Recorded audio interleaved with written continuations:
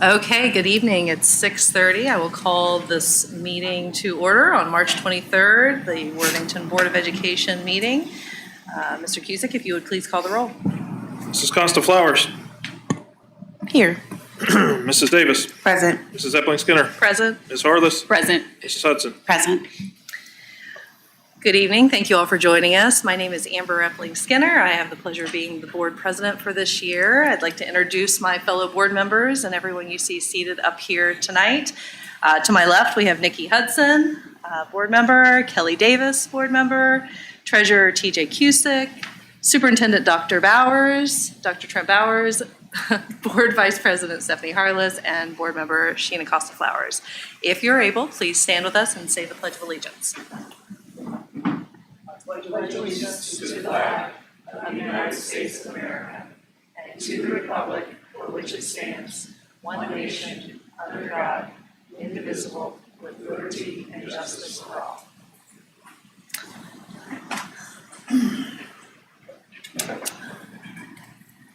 All right, agenda item number 4, if we could get a motion to approve tonight's agenda.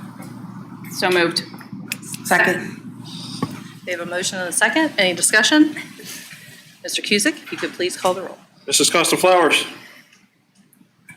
Yes. Mrs. Davis. Yes. Mrs. Epling Skinner. Yes, Ms. Harless. Yes. Mrs. Hudson. Yes. the motion carries. The agenda is approved. Agenda item B1, we have a public hearing for re-employment. And I have this section here to read. Section 3307.353 of the Ohio Revised Code provides for the Board of Education to hold a public meeting to the proposed re-employment of a school employee to the same position upon retirement on February 5th, 2026. The board gave notice of the possible re-employment of Principal Michael Curie and of today's public meeting of this matter. We will now hear comments from anyone who wishes to address the board on this particular issue. And if you're here to address the board on this particular issue, please walk up to the podium, say your name and address. Seeing no one. Vicki, no one, right? Yep. Okay, so hearing no comments, state law prohibits the board from taking action on this matter for at least 15 more days. Therefore, the board takes this matter under advisement and will take action on the issue at its meeting on April 13th. So moving along to visitor comments. You have, I will have this disclaimer here that I'll read, and then when I get finished with this, if you would come forward to the podium, say your name and your address. The school board and administrative staff encourage and appreciate community interest in meetings of the Board of Education. The section of the agenda is designed to hear the views of community members about their schools and items on the agenda. Each speaker will be asked to address the board at the visitor's podium so that the speaker's remarks may be clearly heard. The speaker should give their name and street address and limit comments to a maximum of 5 minutes. If more than 6 speakers are present, speakers will be limited to 3 minutes. Consistent with our policy 9130 on public complaints, we ask that complaints about particular employees be referred to the superintendent and not addressed during public session. We remind all speakers that our district values and respects all people as they are, and that our district is committed to creating and maintaining safe spaces for all of our students and community members. We want to remind our community that we value public input and always appreciate when our community members remember our district's values, refraining from using harmful or offensive language, and for sharing your comments in a civil and respectful manner. It is not our usual practice to respond to remarks during the visitor comment section of our meeting. And it looks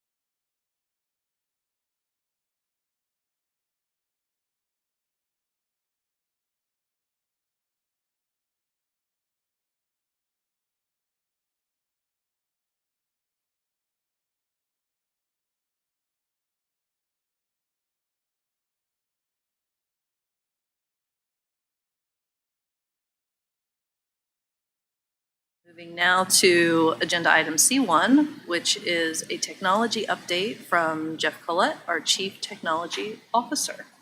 Welcome, Jeff.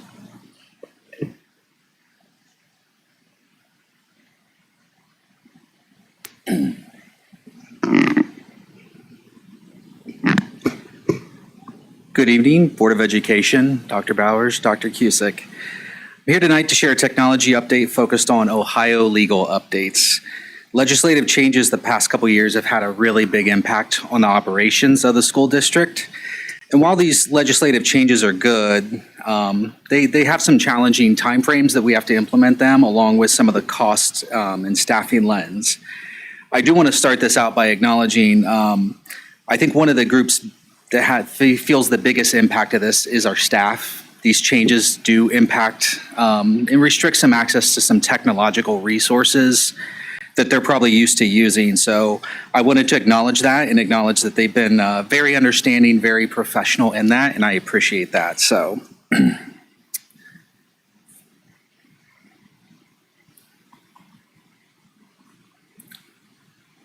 was almost awkward. Tech problem. I want to start by talking about Senate Bill 29 from 2024. This has to do with student data privacy. The main points around this bill really are defining what a technology provider is and what our relationship needs to be with them, along with mandatory contract protections, restrictions on student monitoring, and parent notifications. And to give you some timeframes, this was implemented or signed into law July of 2024. Which means it came into effect October 2024, and they actually had to do a substitution House bill to correct some of the language, and they did that under the emergency provision, and that went into effect December 9th that same year. So that just goes to show it's not a long runway for us to implement anything around that. So one of the specifics of it is the parent rights and notification component, that it does require all school districts by August 1st every year to notify families of every third-party relationship that we have, and make basically the contract that's required for that relationship available in a public record, along with addressing access to student information, specifically like screen monitoring, keystrokes, to make sure that if we access that information outside of normal operations, that we notify the families of that, and that comes under the student record protection component of that. So with that, we implemented a tool. This is actually accessible to all parents in the Infinite Campus Parent Portal, but they have the access to view all of our third-party partners that we have out there. We actually took it one step further to just kind of minimize any potential public records requests, and we actually attached every contract we have with these vendors to that resource. So as of today, we have about 215 of those. Now I will note, you're going to see this number of 215 contracts that we're sharing with parents. When I talk about what we've approved for staff resources, there's a delta there. A lot of that comes down to, we may sign a contract with a vendor that may have multiple products that are encompassed under that. So if any questions come up around that, that's the discrepancy in the numbers. The other variable is we joined a consortium that was actually funded by the state, just because when Worthington Schools goes to negotiate with Google, they're not even going to have a discussion with us. So we joined a consortium that was pretty much all the members, K-12 districts in Ohio. And since then, we've actually branched out, and we're part of about a 7-state consortium that when we negotiate, we cover all the specific states' agreements, and they actually have a legal team that has lined all of that. So language is pretty consistent. The nice part is when another district signs an agreement, we can just hop on. It's called the Exhibit E. So we essentially just hop on a rider, and we can execute those really quick. So that is the discrepancy. If you go into this resource and you see it, very few are going to be initiated by Worthington Schools. That's because we are part of someone else's agreement. But it is all legally sound. Then diving into exactly what a third-party relationship is, they did define that in this law as any person or entity that contracts with a school district to provide school-issued devices. Now, that's a little confusing because in the definition, that includes hardware, software, or accounts, and maintains student records, which in this case is student data. We have simplified this in all of our communications to our staff, basically saying if we're interacting with any entity that is not Worthington Schools, we need to treat them like a third party, was how we try to bring that to light. So with that, we have to make sure that every third-party agreement that third party recognizes that our student data is ours. They have zero rights to it. Making sure that they don't use or sell any of our student data for any financial gains or anything around that piece. And the big piece is making sure that when there is separation from that third party, there's clearly defined actions they have to take. And that's either they have to destroy the data and they kind of have a certificate of destruction around that, or they have to give the data back to us. And they have a time frame that's defined with that, and that's typically 90 days. And then the other component that I wanted to drive home was the law really restricts our ability to monitor student devices from screen monitoring, keystrokes, anything like that, outside the exceptions. Now, our exception is for educational purposes, which really encompasses majority of what we do. So we're not really too worried about that, but that was specifically defined in the law. So with that, it came down to how do we actually execute this? How do we understand who our third-party partners are, and how does staff, get this process done? So we were fortunate. We actually teamed up with the AAPL curriculum team and worked with them to establish a process and a system. So working with Brian Genius, the data guy, right? Great visualization. We came up with this system. So if any teacher, any staff member wants us to evaluate this, they submit a help desk ticket, but we track the status and kind of the progress with this other tool. So it lists the product, the kind of the parent third-party company. We have some other metadata stuff in there too, like what's the subject, what's the intended purpose, kind of curriculum focused. And then we basically tell them, is this district supported or is this approved? Now with that, these are the numbers that we're having, some of the statuses we have in that system. So today we have 264 approved resources. We have 42 that are defined as approved. Really, approval is not needed. That's the scenario where majority of these are like a web-based game that doesn't require any login, and we don't share any student data. Now, the threshold for that is that company actually signs an agreement and says no data collected, and that's our threshold to accept them to say, wait, well, they actually legally just stated that they don't collect data. We trust that. So we have 42 of those. We still have 135 in review. And that varies. Our record is, hey, we need to get a third-party resource for someone. If we can hop on someone else's, we can probably have it executed in 10 to 20 minutes. We have some that we're getting ready to cross the 2-year threshold in terms of negotiating. So I have a new appreciation for that process. And even outside of this, my record has been 2 weeks negotiating 2 words, shall versus will.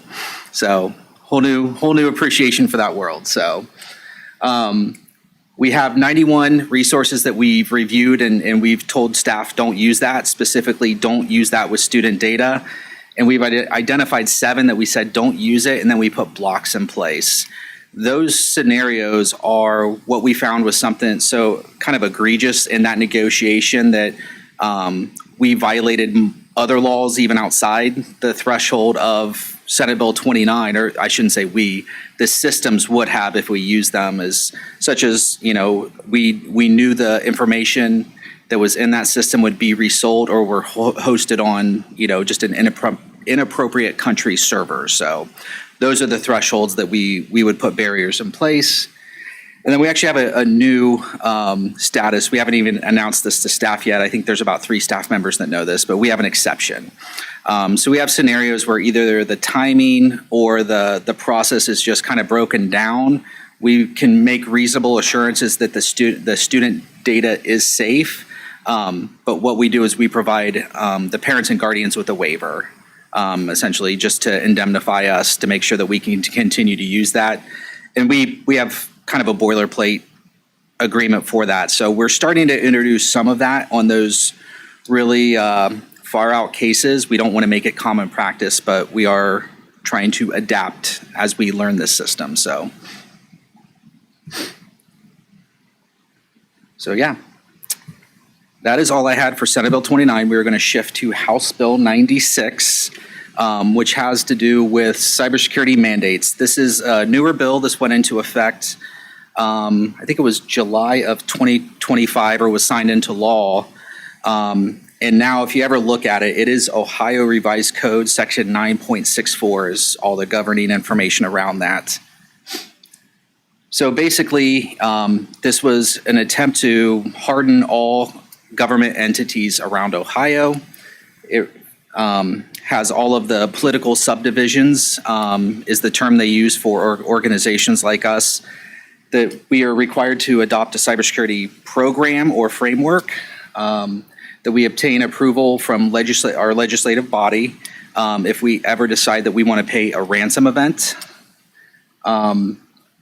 Has particular frameworks around how we report cyber incidents. We have to report it to the auditor of the state, along with the Department of Homeland Security local office. And then has one component about some policy that we need to talk through specifically around AI. So some of the additional details, they did define what a cybersecurity incident means. From their lens, it's basically any event that leads to substantial loss, operational impact, business disruption, or third-party compromise. That's a big one. That if we do have one of these third parties we have an agreement with, that's when we really lean in. Let's make sure, really making sure that we understand the agreement that we had. And they do, part of their agreement is they have to disclose their cybersecurity incidents to us in a certain period of time. And I think it's 2 weeks. So that is their definition around cyber incidents. They also define ransomware, which is basically unauthorized access to our data, and then a monetary demand to either, restore that, decrypt it, or prevent the release of. That's their definition of a ransomware event. They are really big and bring it up multiple times throughout the information about if we decide to pay a ransomware event, our legislative action has to take public action for that. So they're really, really keeping an eye on that. And then they created some public record exemptions around this, which I think are very appropriate, and then some testing compliance requirements that I'll dive into. So with all that said, these are kind of the two action items that we've identified that the Board of Education has from a House Bill 96 lens. And that is they have to adopt a cybersecurity program or framework that meets generally accepted best practices. Now, if that sounds really general, that's very intentional. We are part of the public record exemption is we're not saying this is the recommended framework that we're approving just because we don't want to create a roadmap for hackers. Because not every framework is perfect. We are happy with the direction we're going, but we do have to be cautious about that.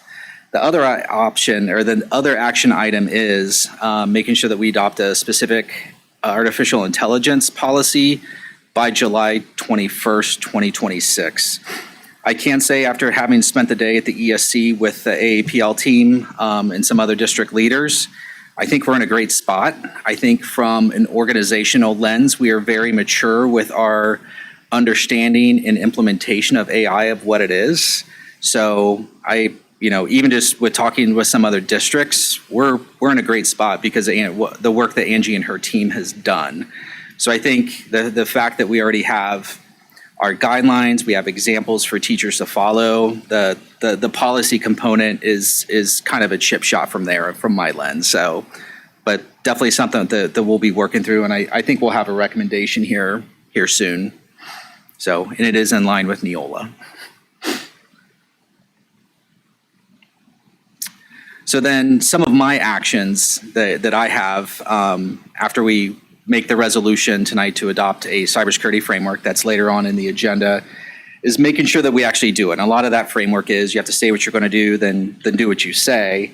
And that is going to be a shift for us. And the law talks about this, but really taking that proactive rather than a reactive stance. That makes a lot of sense. And it seems like, you might ask the question, why haven't we been doing that? It's just tough. When we look at what the priorities are, when we talk about construction, other initiatives, that's challenging. But I will say that's one of probably the biggest benefits of the laws. It's forcing us to bring this to the front, and it is important work for us to do. So with that, they really drive home mandatory employee training. We're pretty good in the sense that we've been doing this for multiple years. They require it annually. We do it minimum twice a year. And the other piece they drive home is making sure that we offer specific training. I can tell you that when we look at some data points to say we have systems that tell us what very attacked people are, we can direct training towards them that are specific to those attacks. And then we look at different departments that might have different functions that might lend themselves to be very attacked departments. And we do direct different training towards them for that. So I feel good in the sense that we were already doing those best practices. The other component is this is going to be the first year I think that we are going to go through the full audit to make sure the framework exists, to make sure all the checks and balances are there from the auditor of the state. I think they just released the details of what they're going to be auditing, and we're really working to make sure that that's aggregated and as painless as possible when we do that. I will say we've been working on these initiatives for years, but there is ultimately going to be some audit finding that is going to drive new work for us. So yes. So diving into the exemptions that are out there, this is a really nice thing. This was probably one of my biggest concerns as we were going through this and we saw some of the legislation coming downhill, was making sure that we protect the stuff that needs protected. We're not trying to do anything nefarious here, but we do need some protections when we talk about our procurement of systems, solutions, things like that, along with just our general framework and all the documentation around that. So that is now part of a public records exemption. And they did provide a specific direction saying if there is a cyber incident or we do need to have a discussion as a Board of Education, there is a provision for security arrangements for executive session.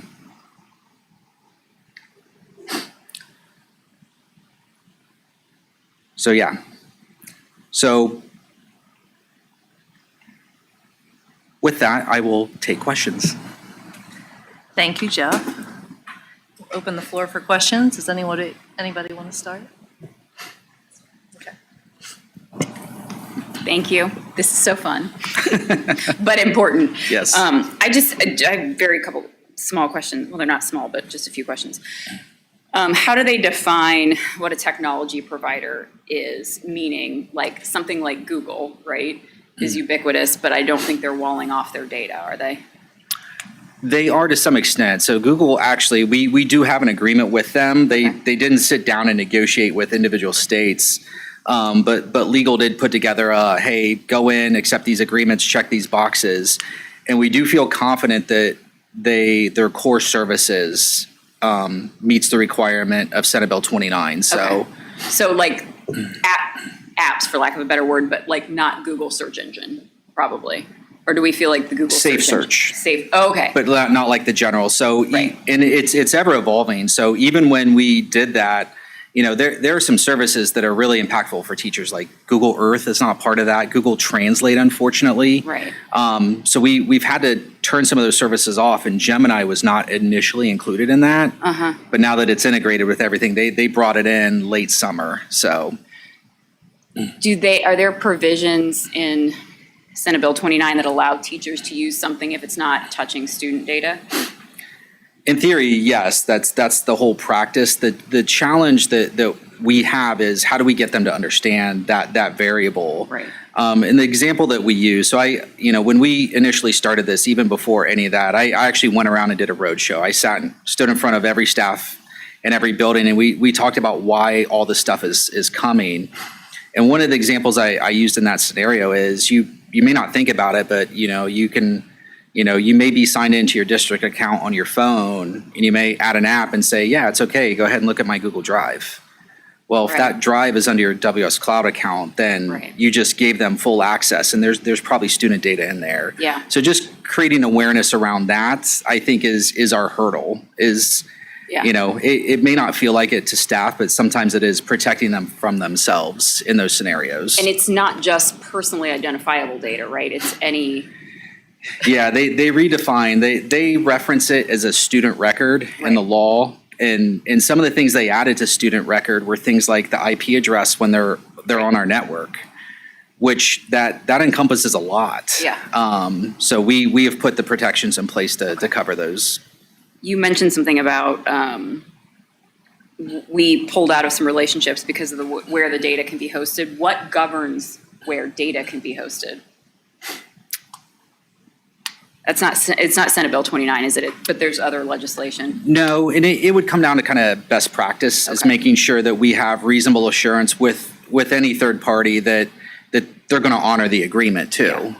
I just didn't know if there were specific countries where we just cannot, We've received guidance, like Okay. we get security briefings, things like that, but I am not aware off the top of my head, standing here tonight, of any law that would say you can or can't. that was my I don't know of any either, but that was my question. And then do we then have to audit like all of these agreements for compliance with any regularity?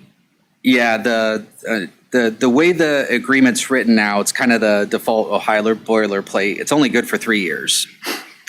So we are in the realm, actually, that we are doing renewals with Right. companies. I've probably done a couple dozen of them this school year.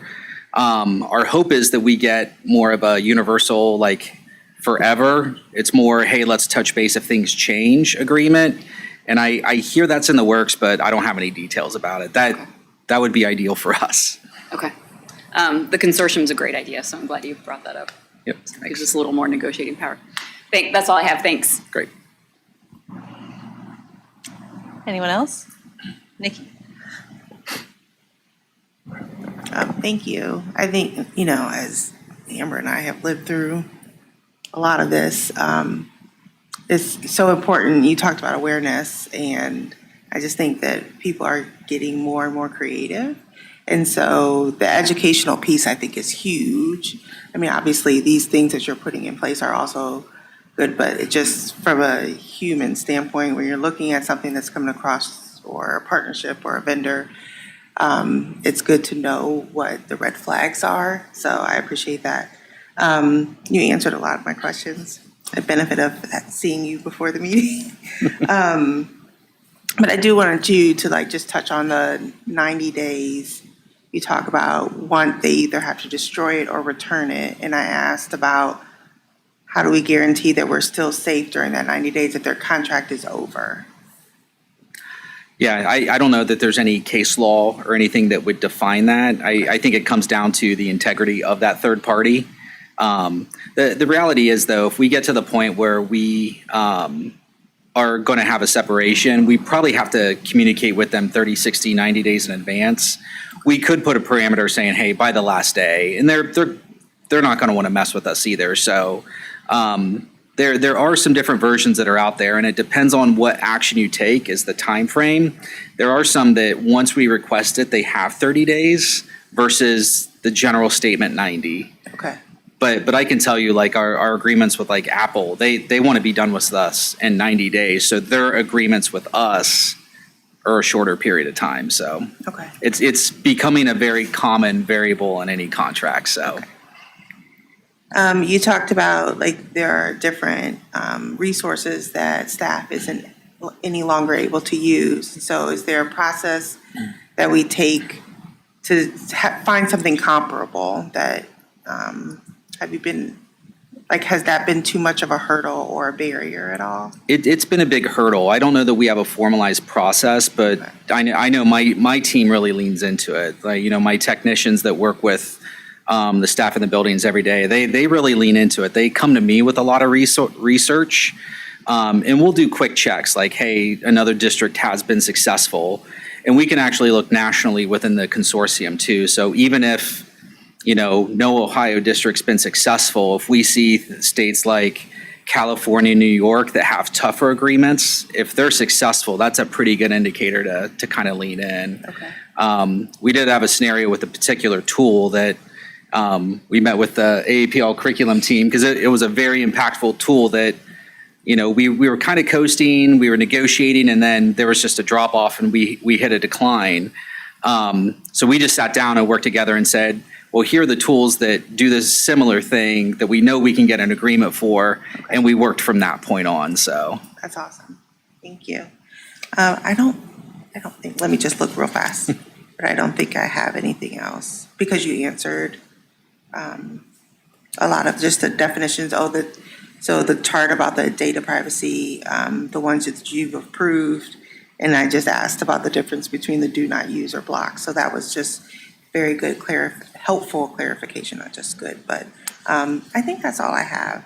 We'll be looking for your policy on AI that you're going to present to us, so that'll be helpful. And I appreciate when I go places and I'm listening to people's technology and the hurdles that they have or where they're not quite there yet. And I just always appreciate the fact that you and your department are very forward thinking and always attentive to what's happening with new trends. And then you always communicate it to some of us people who aren't super technologically savvy. But so I appreciate your time. Thank you. Thank you.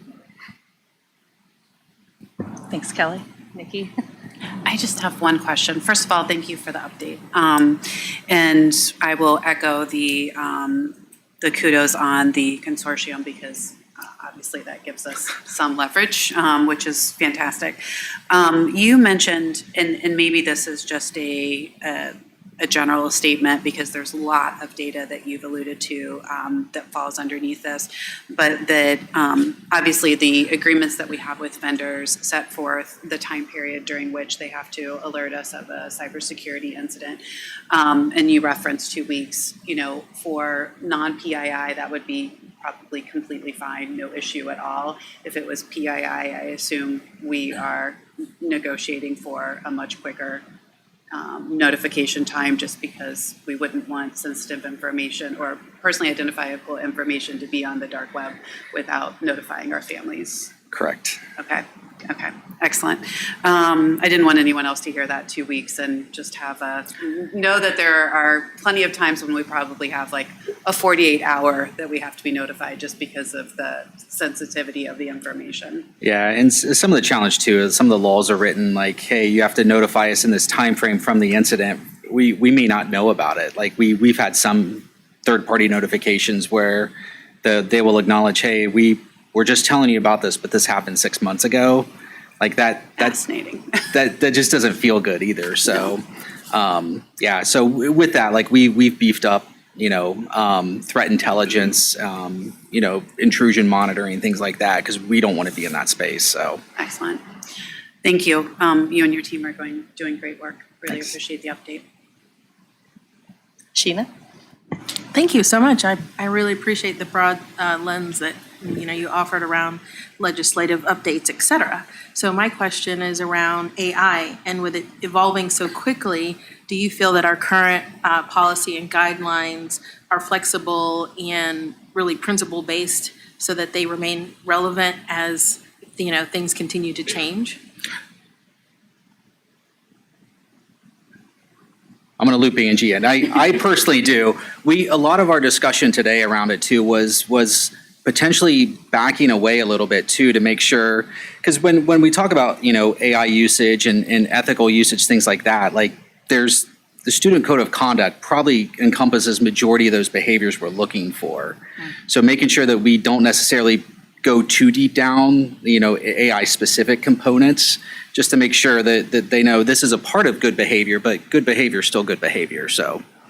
All right, and then are we also considering within those policy and guidelines maybe the positive use cases, so it not just feeling so that we're creating really a lot of just only discipline around it? Correct. A lot of her team's work has been like, here are guidelines, here are, Angie. yeah, here are appropriate uses for it. Here are examples of how to do it. And I'll be frank, like even working with her and Kelly, I've learned more about it, like the importance of prompt writing and understanding that we, ask those AI prompts like cite your sources, because we need to understand where that's at. So I've actually learned a lot from her team too to be better in that space. So we talked a little bit about this we've talked about it, I think, at almost every AAPL meeting, and we did policy last year. We have to adjust the policy. But Angie's team did an amazing job, and really Angie and Trent, saying we're going to do like an AI forward policy, meaning it's permissive before it's restrictive. So the way that we have it written is these are the times where it's not appropriate, but here's the appropriate use of it, which I think was opposite of what Neola originally recommended, but that we as a district felt good about because of the very thing that you just said, where let's talk about how to use it, let's learn about it. I mean, we even in AAPL last time talked about like, what is an AI course look like, right? Like, Right. And so we're not there yet, but we're very close to being there. So just to fill in like a little, your policy question, we haven't seen the changes yet, but we did talk about, because Amber's also in AAPL, a little bit about making sure that the policy is what it needs to be without too many details, so that then the guidelines can give a little more structure to that. So just to follow in our normal policy is a very skinny version of Perfect. other things. So Thank you. Thanks, Stephanie. Perfect. Thank you. Thanks, Jeff. Appreciate it. Well, thank you for the presentation. I think that cybersecurity is one of the critically most important things we have here as a district, here as a board, to protect our information for our students, our staff. Kelly mentioned the cybersecurity attack in Columbus that she and I were both victims of, I guess. My 3-year-old social security number is on the dark web, along with me, my husband, like just tons of our personal information because of that leak. So this is critically important. This isn't just IT. This absolutely affects people's lives and the trust that they have in our district. So I just applaud you for your work and everything you're doing. I know it's a constantly evolving thing that you have to always stay on top of, but I think you do a great job, and I think your team does a great job. I just have a few questions, just that I hope anyone who's listening just want to pull out some of the things you say and you said to kind of assure our families that we are really, really cognizant of the risks here and really doing everything we can. You mentioned the compliance training, that we're actually doing more than what the law requires of us 2 times a year. Can you tell me a little bit more about what that training entails? Is that, like, what does that look like? Typically, just because of the data points that we have, we focus a lot on phishing and spear phishing. We think that that's just one of the biggest kind of threat vectors that we have. It's just getting better. Like Kelly mentioned, it's getting better. We're starting to see AI generated components of that. So that awareness around that the staff really is our first line of defense with that. So we focus a lot on that. Like, the staff probably say, I'm tired of watching these videos and doing tests on spear phishing, but we do see that as a pretty big threat vector with high risk. So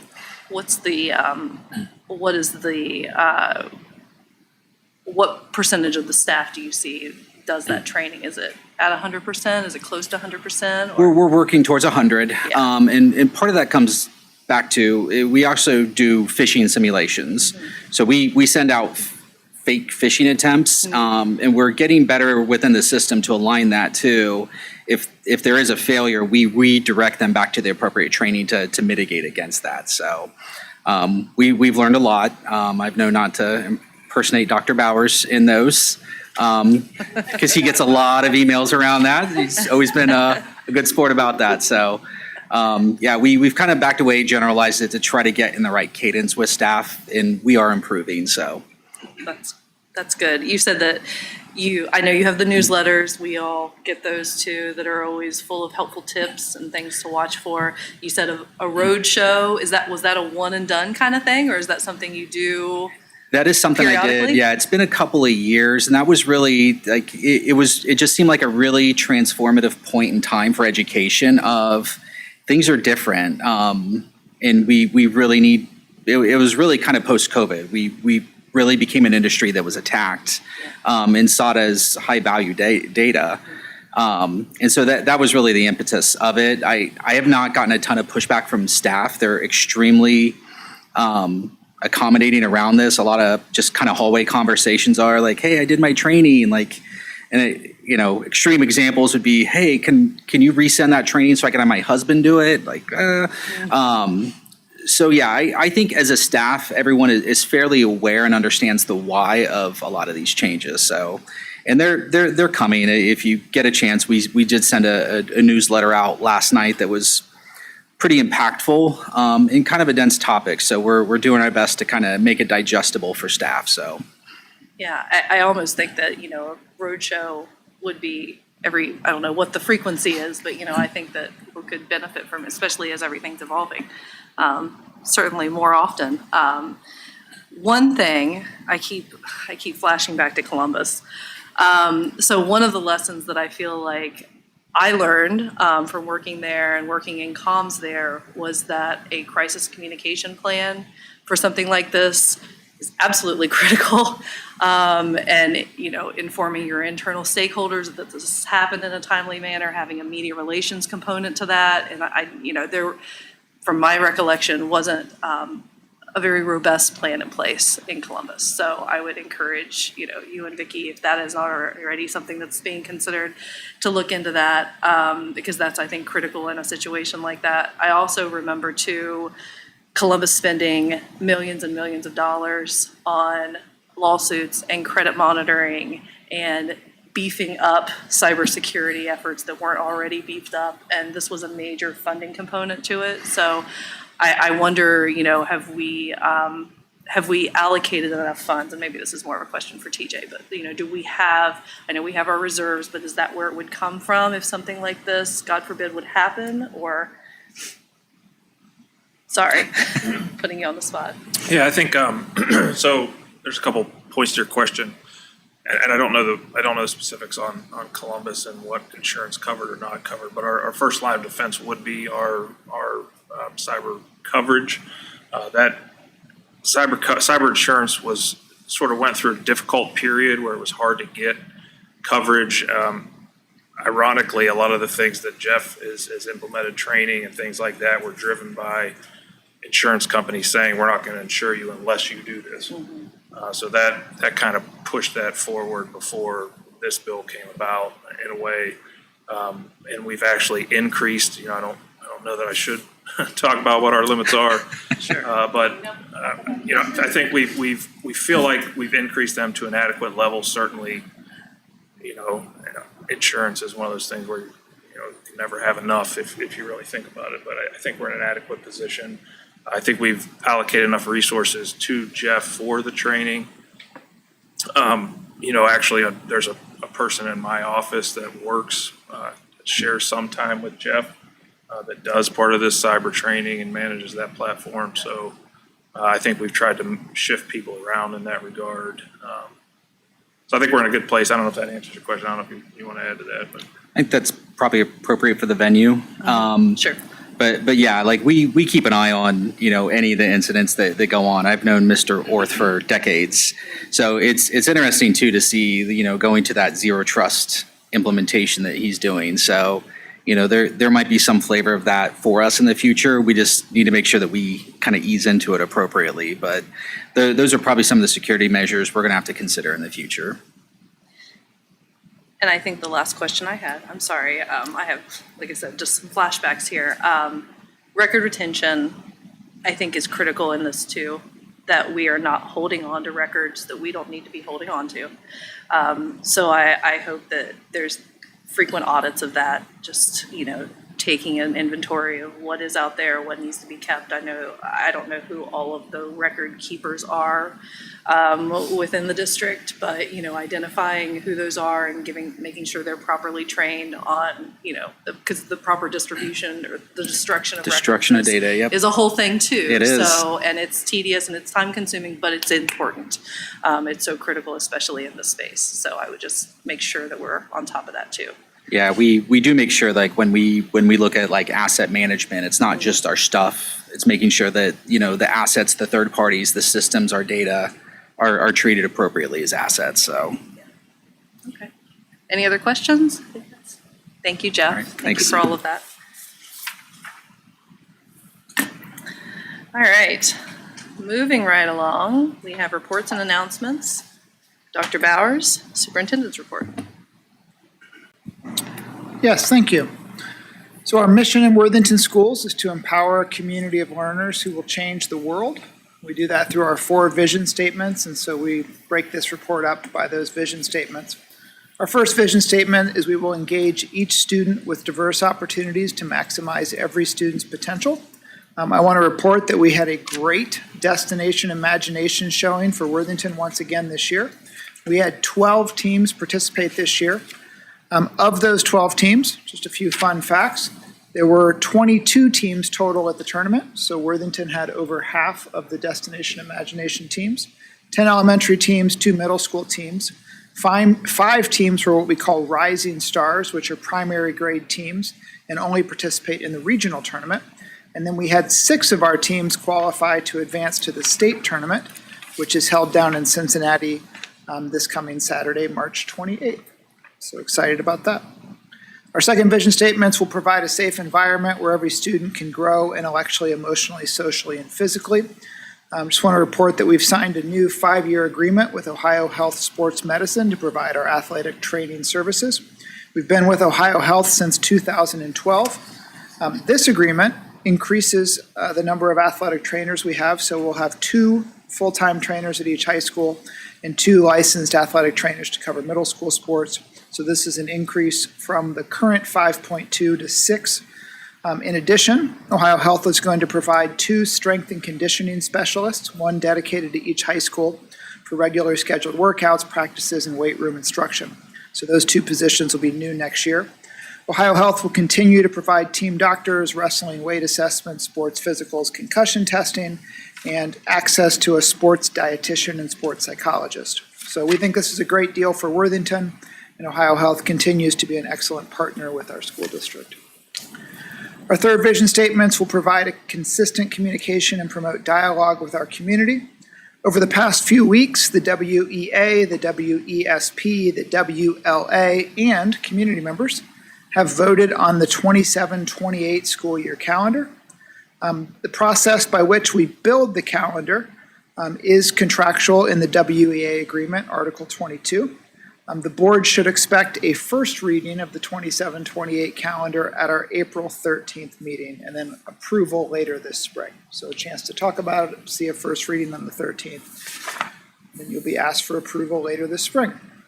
And remember, that's for 2 years from now. So we have a calendar for next year. We're looking at the 27-28. And then finally, we'll be responsible and transparent with our community resources. Last year in early March, we had 537 kindergarten enrollments. This year in early March, we were at around 454 student enrollments. Obviously, this could mean we'll have a smaller kindergarten cohort, or it could just mean that people are waiting longer to register. Time will tell, but we're monitoring classes at all schools and may make some staffing and sectioning changes in early summer to make sure that teachers are best positioned to serve students where students are actually located. So again, more to come on that. President Epling Skinner, that is my report. Thank you, Dr. Bowers. Treasurer's report, Mr. Cusick.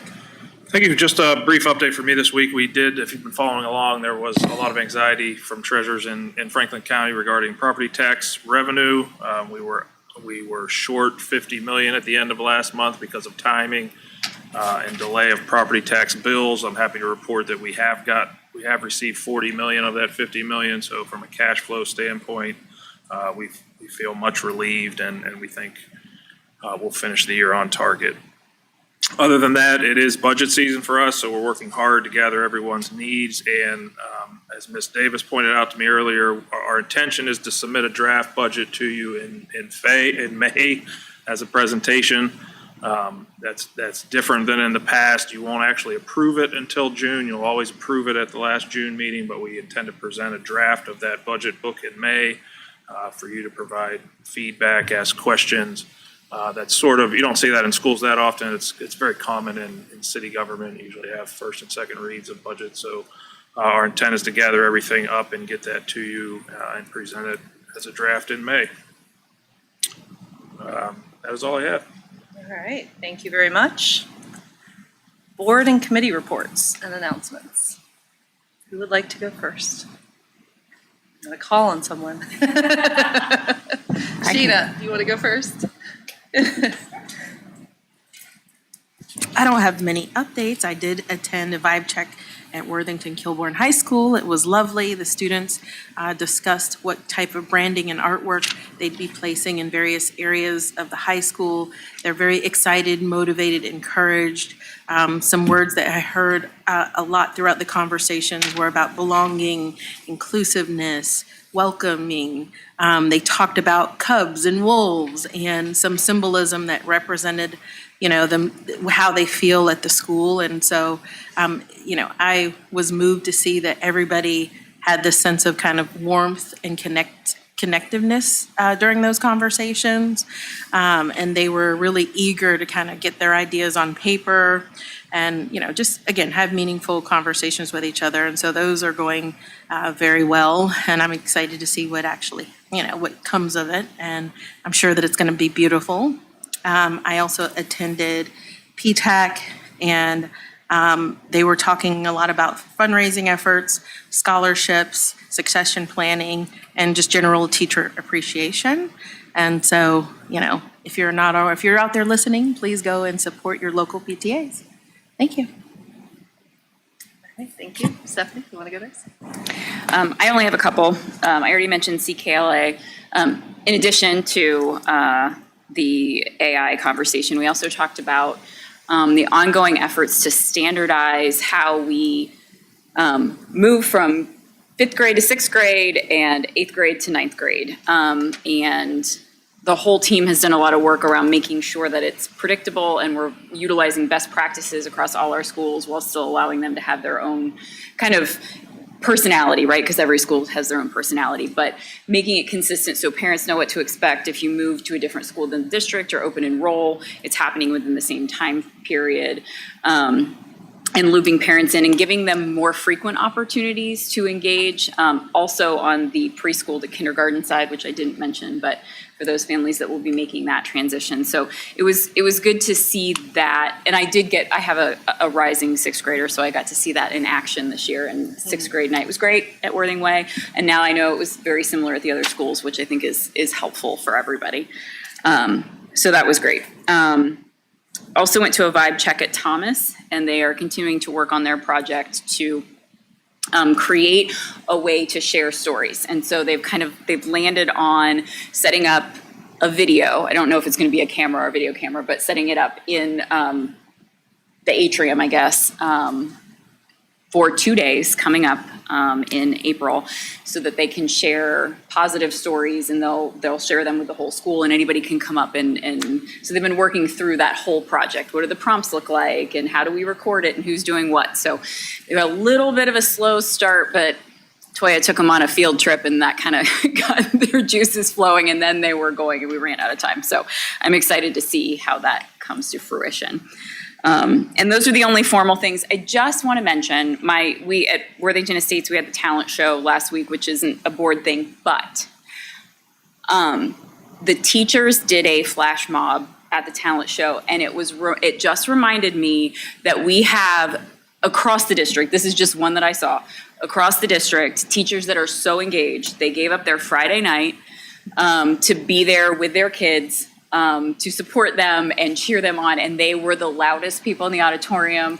And I know it's not limited to West by any stretch, so I want to give a big thank you to all of our teachers, because it was a huge warm fuzzy for me, and Sheena was there too. So It was great. Sounds like fun. Kelly? That does sound really cool. Okay, so my biggest thing is the library. So now that I'm the liaison to the library, they asked me if I wanted to participate in an orientation with their executive team. And so I was able to sit and meet with their finance director, with Lauren, HR team, their, community engagement team, their facilities, and they just went over so many, the library is just so cool. Like, we all like it, but I got a little peek behind the curtain. Yeah, and it was just really, if you want to look through all of my materials that they did, they gave me, which, I'm going to read all of it. And it just was really thoughtful. I felt like they really value the partnership that they have with the district. And I learned a couple of things for sure.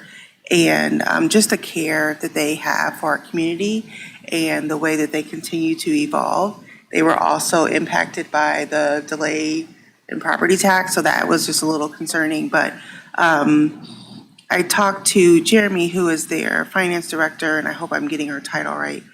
But she talked about how TJ gives a lot of information and guidance to them, and so just kind of complementing things that we're doing here in the district, so that when community members go, it just has that holistic Worthington community feel to it. And so I really appreciated that is something they do. So they walked me through their strategic plan.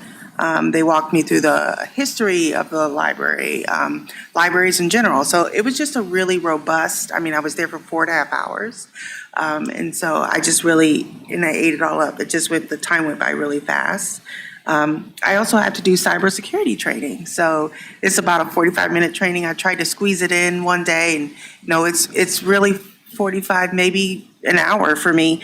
But it seemed really cool. So Jeff, I'll talk to you about that too when I'm done, and just what I learned from that. Let me see what else. So one way that they're highlighting that they engage with our families from a school perspective is they have family nights. So they recently had a family night with Slate Hill. And so they showed pictures and just get really excited about bringing their staff into the buildings here, and just how they engage. They also give a report that I have in front of me, but I don't have it like right here to look at it. But just to kind of give a synopsis of how they interact with the district. So what they're doing to engage with our schools, with our families. And so that's really cool. I'm gonna try to scan it and send it to you guys. And I asked them to add the board to that documentation that comes out maybe once a year. I can't remember the cadence of that, but I just thought it was really neat to see, because we don't get to see all the time. We don't all get to see the things, that the impact that they have. So doing that, and just a reminder that their community breakfast is, you're welcome, April 21st at 7:30. It's at the Northwest Library, which is celebrating its 30th year this year. So that's going to be really cool. So if you guys can attend that, that would be great. I also attended their board meeting last week, I think it was. And so very similar information, just a lot of learning about the library and the nuts and bolts that go into it, and just it's giving me a greater appreciation for that amazing resource that we have. Sheena and I attended the Central Ohio Regional Conference for OSBA. They give a brief legislative report, and it was just it's always good to network and connect with people. There was a student from Olentangy that gave an amazing presentation about, I'm not even going to do it justice, but there were like transmitters that he had to wear on his head, but because he had curly hair, it wouldn't fit and like transmit properly. I'm probably not doing it justice. And just how he advocated for and redesigned it so that it would be inclusive for all people, and just talked about how diversity is so important in their district, and and just even the transmission for darker complected individuals, and just how he saw that and then took action towards it and worked through that process and developed something. Just students are just amazing. So that was really cool to see. I went to Dr. Bauer's coffee conversation, and there were a couple of community members there, And it was just a really robust conversation. And I know I've said robust twice, but it was really good. I mean, we talked about technology and we talked about sustainable ground covering.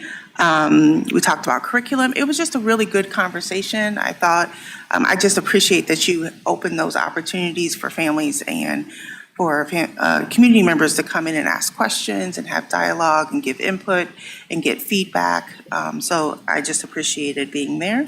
And the last thing I did on my lunch break was watch our Kilbourne team, our mock trial team, participate in their mock trial experience. And I mean, when I say students are phenomenal, I was like, I took my coworker with me on our lunch break.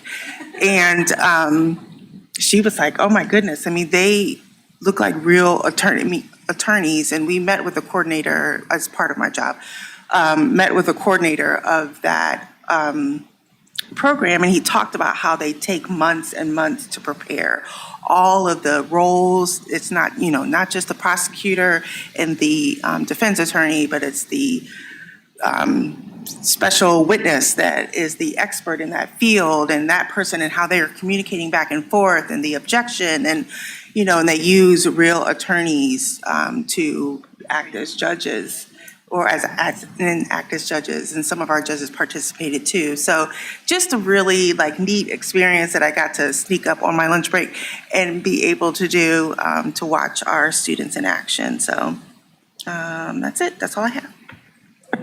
That's a lot. Nikki? Thanks for sharing so much about the library. I just look forward to learning more. I think it's whenever a new person I think goes into a role, you realize, like you said, you get a view behind the curtain, and there's so much that we all don't know just because we don't have that access. So thanks for sharing. I attended with Sheena the vibe check at Worthington Kilbourne High School. You did a fantastic job describing that. I don't think you need to add anything to that. The Worthington Education Foundation had a meeting which I attended where they did a recap mostly of the gala, which was very successful. I will share in addition to that, they are, if they have not already, they were getting ready to post a position for an executive director. So that's exciting. I would keep your eyes out for that if you happen to know anyone who might have an interest in that position. And then similar, you guys have talked about it wasn't necessarily as a board attendance, but I happen to, as a parent, attend Thomas Worthington High School. The chamber, symphonic, and concert choirs all competed at district OMEA, and they all received all ones, which was just amazing. So they're going on to state, yeah. So from talented teachers who can do flash mobs to kids who are doing mock trials successfully to their vocal performances, good things across the district. So that's all. Thanks. Let's see, what have I been up to? I feel like I've been working with Stephanie a lot. So she already talked about AAPL. The only thing I'll add to that is I found it really encouraging looking at the work Angie and her team is doing high level, the effort to maintain consistency from building to building, from school to school. I think that's critical that we're sharing, that our students are having the same experiences no matter what building they're in. So there's definitely an effort to ensure those transitions are consistent and but also honoring, the relationships and the atmosphere that each student can have in each building. We talked about maybe duplicating the 6th grade transition to high school at maybe, different levels too, and how, because I'm going through that, at the 8th grade to high school level. So it's very well done. And is there other ways that we could do that from building to building? Also, I thought that maybe it's worth mentioning too, our AI policy that Angie has worked so hard on with her team. We're getting asked by other districts around the state to consult on this because we really are, I think, being viewed as a leader in this area. We're really few people are leaders. It's so evolving, it's moving so fast. So I just think that's exciting, being Worthington being positioned as a thought leader in the AI public education space. And I just think that that's, a testament to the hard work that Angie's been doing in that area. So I just wanted to lift that up because I thought that that was exciting news and, what more we can do here in the district to really lean into that positioning, I think would be great. I attended, it was with the Columbus Metropolitan Club. And I don't know if you all ever go to any of those events, but they bring in some really good speakers. And so the one they had a couple weeks ago was when staying in school takes more than school. And it was just a really interesting discussion centered around chronic absenteeism, really, but talking just about how it's the responsibility of not just the district, but the entire community, fellow parents, to sort of stabilize the family. And that oftentimes can sort of bleed into this, like chronic absenteeism problem. So if there's a stabilization, then that can help address that and just some of the societal problems that, lead to chronic absenteeism and how the number one predictor of workforce success isn't necessarily grades, but it's attendance in school. You can't learn if you're not in school to learn. So it was just a really, really good session. I know that they have the live streams that they archive. So if you have an hour and, during your lunch break and you want to get on there and watch that session, it was a couple weeks ago, but it was a good one. And they also talked about the statewide attendance data dashboard that Governor DeWine mentioned in his State of the State address. And that is something that's going to be launched on April 15th. And that will be just a public portal where anyone can go and see the data for attendance at any school district in the state. So I'm sure that we're participating in that. I'm sure we're providing the state the information that they require of us, but that is something that will be launched on April 15th. Don't know much more than that, but they discussed that in the conversation along with chronic absenteeism and how that could be a tool to just bring awareness to policymakers mainly of sort of, the areas that need to be addressed. Amber, may I jump in really Yeah. quickly? Just because it's connected. I would say, I'm sure we're participating, but not only that, I just kudos to our administrators for getting creative in that space. I know that at Thomas recently, they were testing like for kids who are chronically absent, if you like this 2-week period, if you weren't absent during that 2-week period, you had the opportunity to go to a crew game.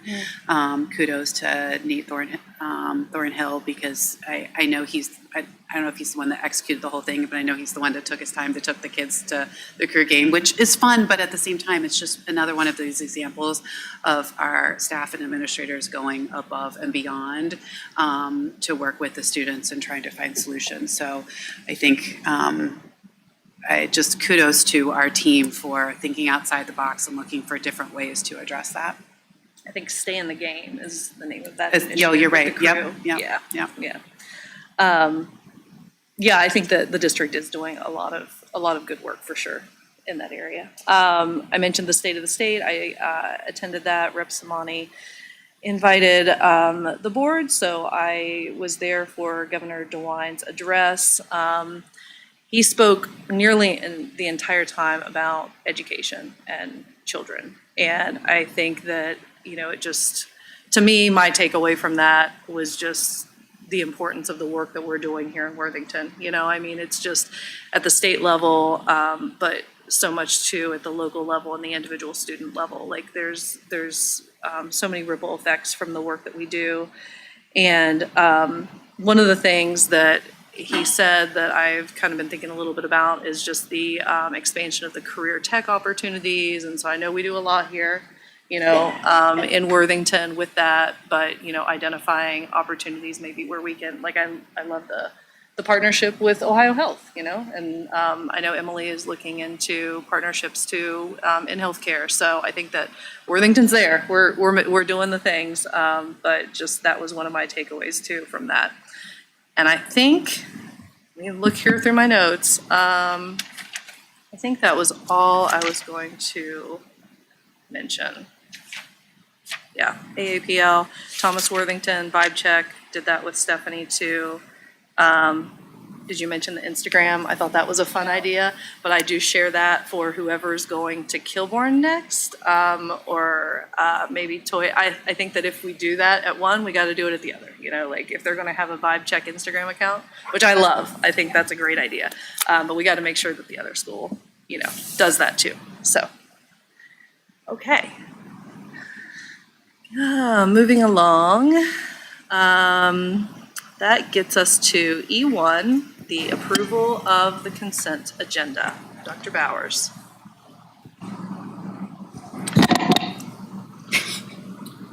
Thank you. I'd like to recommend that the Board of Education approve the consent agenda. That's items F1 through H1. Before you do that, I just want to point out that you have fiscal minutes and appropriation modifications. Then you get into the personnel consent agenda. And joining us this evening is Malika Jefferson. Malika is on the agenda tonight to be approved by the board as our Director of Special Education. Currently the Director of Special Education in Pickerington City Schools, previously an Assistant Director in Olentangy Schools, a longtime teacher and transition coach in Columbus City Schools. And having survived an incredibly robust process to get to this point, we are just over the moon excited about her joining our team and leading our special education department into the future. So I know we can count on your vote here in just a minute, so we'll wait to say congratulations. But I just want to point out that that's on there. Then we'll move down to donations. So that will get us down through H1. So again, I'd like to recommend that the Board of Education approve the consent agenda, items F1 through H1. So moved. Second. We all want to be in there. That's just because we all support Yes. this.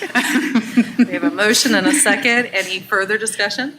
Can I just say really quickly, I had the privilege of sitting on the interview committee, and Dr. Bowers is for real. Just the portion that I did was every candidate sitting in the front being questioned by 15 people in the hot seat. So, and so I just wanted to say, when Malika speaks about special education, you can tell that it means everything to her. And I think she even referred to it as her life's work. So we're very fortunate that she has chosen to interview and ultimately come to Worthington, but I'm very excited about her joining the team. Thank you. Any other discussion? No? All right. Mr. Cusick, would you please call the roll? Okay, no pressure. Mrs. Davis. Yes. Mrs. Epling Skinner. Yes. Ms. Harless. Yes. Mrs. Hudson. Yes. Mrs. Costa Flowers. Yes. Motion carries. Congratulations, Malika. So thrilled to have you on the team, and yeah, look forward to working with you. And that takes us down to, let's see, actions recommended by the superintendent, new business. Yes, thank you. I'd like to recommend that the Board of Education approve item I1. This is the resolution adopting a cybersecurity program that is consistent with the Ohio Revised Code, Section 9.64, as presented in Attachment 1. I1, please. So moved. Second. There's a motion and a second. Any discussion?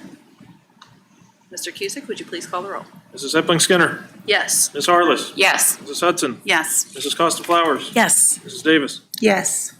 Motion carries. Thank you. I'd like to recommend that the Board of Education approve item I2. I2 is the recommended motion to award a contract to John H. Danforth Company for the Worthington Estates AHU replacement project per enclosure I2. So moved. Second. There's a motion and a second. Any discussion? Hearing none. Mr. Cusick, would you please call the roll? Ms. Harless. Yes. Mrs. Hudson. Yes. Mrs. Costa Flowers. Yes. Mrs. Davis. Yes. Mrs. Epling Skinner. Yes. Request questions, concerns from the board. Well, I will just say, looking ahead, presentations for the rest of the year. If you all have any ideas, share those with me, please. And just also wanted to let you all know, legislative update, we are meeting tomorrow. There's the legislative conference with the OSBA, so Okay. I will have, I am going, yes. So I will have more of an update on that, but the legislature is in session now, getting ready to take probably a decent-sized break for around the holidays, leading into the primary election, and then who knows after that, so. But I will let you know next meeting what we discuss. Anyone else going to that? Is it just me? Okay. Calendar. So we will reconvene here on April 13th, 6:30 for a work session where we will talk about board goals and priorities. I just ask, again, as I did last time, just if you would come with sort of your edits, ready to kind of like brainstorm with those as we go through the document in real time together, and that should save a little bit of time, so we're not doing it in real time.